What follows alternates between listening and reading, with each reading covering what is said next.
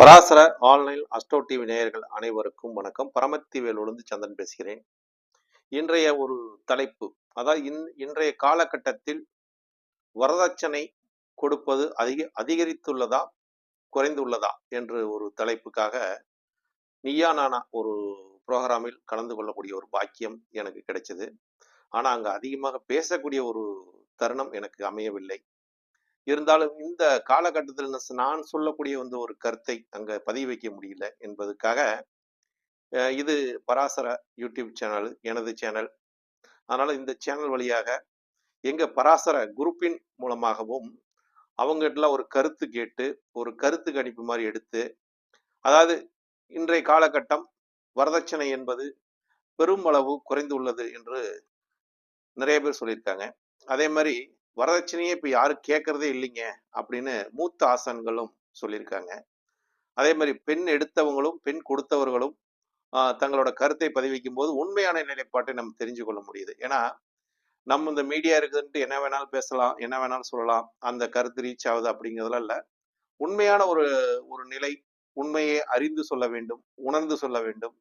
அந்த வாழ்க்கை நிலையை எப்படியெல்லாம் போகுது என்ற ஒரு கருத்துக்காக தான் இந்த பராசர அஸ்ட்ரோ ஆன்லைன் டிவி மூலமாக நான் தெரிந்து கொண்ட ஒரு விஷயத்தையும் நான் உணர்ந்த ஒரு நிலைப்பாட்டையும் உங்களிடத்தில் பகிர்ந்து கொள்கிறேன். ஏன்னா இன்றைய காலகட்ட சூழ்நிலை வரதட்சணையால் ஒரு பெண்ணுக்கு திருமணம் நிக்குதான்னு பார்த்தா 100% இல்லைங்க.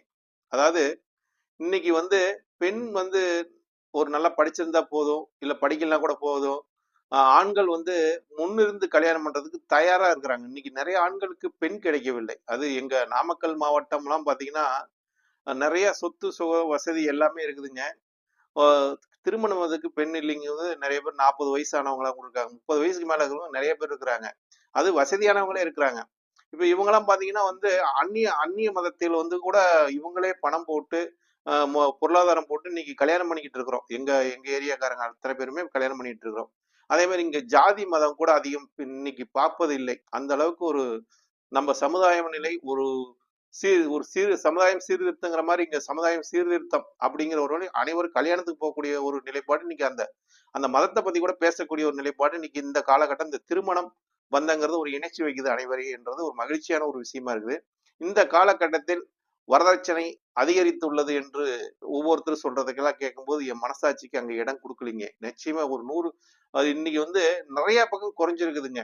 இன்னைக்கு ஒரு திருப்பூர்ல ஒரு பெண்ணு வரதட்சணை கொடுமையினால் செத்திருக்குது என்ற ஒரு கருத்தை திணிச்சு அதை ரொம்ப ரொம்ப அதை மீடியால வந்துட்டு இருக்கிறதெல்லாம் பார்க்கும்போது அந்த அளவுக்குள்ள இன்னைக்கு அவங்க பிரியப்பட்டு